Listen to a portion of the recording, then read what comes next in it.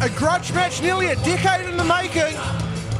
These two have fought before to a variety of ends, but this is a finality. This is a full stop.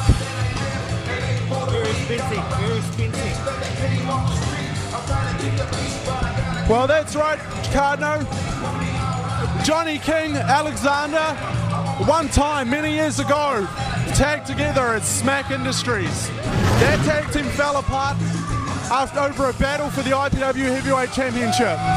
The last time these two fought, Johnny King was the champ, Alexander was the challenger. Johnny King came away better off. Alexander disappeared for a while after that. And look, King was there stretching his leg. You can see, you know, already, even before the match has begun, limbering up for that silencer super kick that he's hoping is going to bring him the success tonight. That's right, and if there's one thing these two have for each other, it's immense respect. They've worked together for many years as a tag team, they've battled each other many times, and they know that their opponent is not to be taken lightly this evening.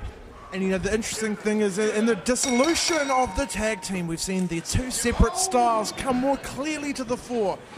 King, the technical, the agile half, and Alexander, pure brute force and strength. It's epitomised in some ways by the finishing moves you should be looking for tonight. Another one in King's arsenal is that King's Cobra, a submission hold, a very technical hold. Alexander, the brutal power of a pile driver. That's right, on one side of the coin you've got Johnny King surgically isolating and cutting off the blood flow to that carotid artery.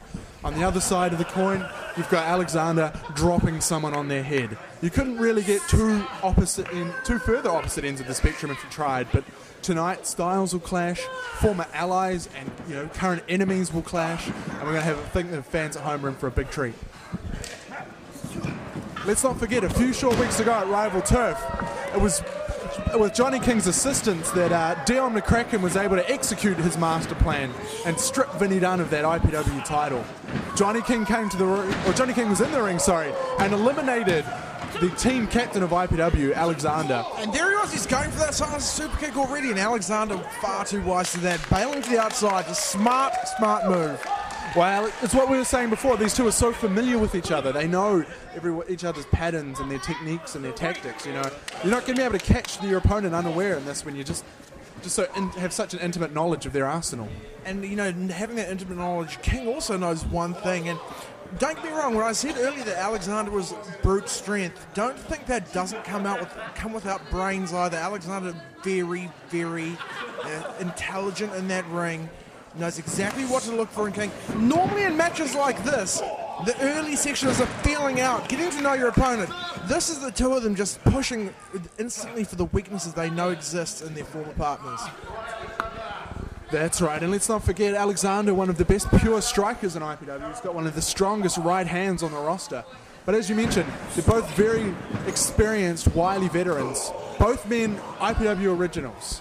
They've been doing this for many years. They've forgotten more knowledge than a lot of the current roster have ever learned. But look, I don't think King deserves that phrase. He used that phrase, I'm an IPW original. The phrase means something.